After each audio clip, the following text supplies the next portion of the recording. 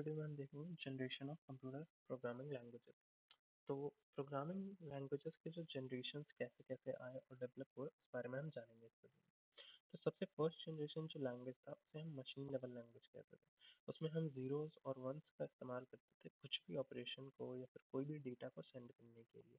जैसे हमें 5+4 करना है, तो 5 को हम बाइनरी में कुछ लिख देंगे और 4 को हम बाइनरी में कुछ लिख देंगे और उनको हम बाद में ऐड करेंगे। और वो ऐड का साइन जो होगा, सिंबल, वो भी हमारा मशीन लैंग्वेज में होगा, जिसका कुछ स्पेसिफिक कोड्स होता है, जैसे 110 या फिर 011, इस तरह से हमारे कोड लिखे रहते हैं। सेकेंड जनरेशन लैंग्वेजेस उसके बाद आए और उन्हें कहते हैं हम असेंबली लैंग्वेज। असेंबली लैंग्वेज में हमारे पास कुछ स्पेसिफिक वर्ड्स आ गए इन फंक्शंस के लिए। और इन फंक्शंस के लिए हम सिंबल से डिनोट कर सकते थे। अब हम 5 को 5 लिख सकते थे, 4 को 4 लिख सकते थे, और एडिशन के लिए हम ऐड लिख सकते थे। हमें अगर ऐड करना है तो ऐड, सब्ट्रैक्ट करना है तो सब्सट्रैक्ट, इस तरह से हम इसे लिख सकते थे। फिर हमारे पास आया third generation language. Third generation language में हमारे पास थोड़ा ज़्यादा एब्स्ट्रैक्शन मिला हमें। एब्स्ट्रैक्शन का मतलब होता है, जैसे कि यहाँ पे हमें यहाँ पे 1 zeros के फॉर्म में लिखना पड़ता था, फिर हमें यहाँ ऐड लिखना पड़ा और 5 4 सिंबल्स में रिप्रेजेंट करने लगे। तो ये हमारे लिए ज़्यादा ईजी हो गया।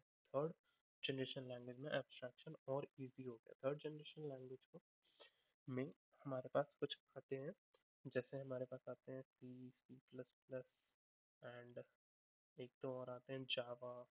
ये हमारे होगा थर्ड जनरेशन लैंग्वेज। ये इनमें हमें कुछ स्पेसिफिक कीवर्ड्स मिले, जैसे इंटीजर के लिए हम इंट डिफाइन कर सकते हैं और 5 4 3 ऐसे हम लिख सकते हैं।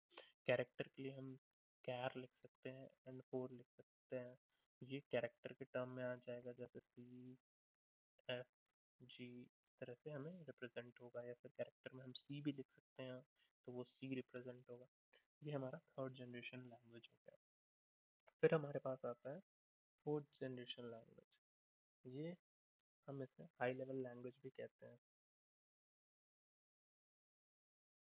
हाई लेवल लैंग्वेज में हमारे पास आ जाते हैं पाइथन, फिर कॉटलन, गो, एक दो और लैंग्वेजेस हैं जैसे गोलैंड एंड एक दो और लैंग्वेजेस हैं। ये हमारे आ जाते हैं हाई लेवल लैंग्वेजेस में।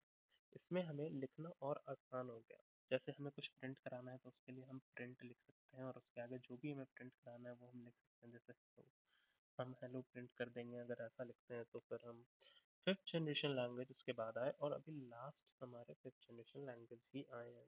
फिफ्थ जनरेशन लैंग्वेजेस में हर एक वर्ड या कीवर्ड के लिए हमारे पास एक ब्लॉक होता है और हम उस ब्लॉक में ढेर सारे नोड्स बने रहते हैं। उस नोड से हमें कुछ कनेक्ट करना होता है, जैसे यहाँ टेक्स्ट बॉक्स रहेगा और उस टेक्स्ट बॉक्स को हमने नोड से कनेक्ट किया तो वो उस फंक्शन पे काम करेगा। जैसे टेक्स्ट बॉक्स यहाँ पे प्रिंट है, ये प्रिंट का बॉक्स है, तो ये हमारा टेक्स्ट, जो भी टेक्स्ट इसमें लिखा है वो प्रिंट होगा। फिर यहाँ नंबर हमने कुछ लिखा है 5, यहाँ पे हमने कुछ जैसे नाम लिखा है कुछ, तो वो प्रिंट होगा। जैसे यहाँ नंबर लिखा है तो वो प्रिंट होगा। इसे हम कहते हैं विजुअली स्क्रिप्टिंग लैंग्वेज। और ये हमारा फिफ्थ जनरेशन लैंग्वेज होता है।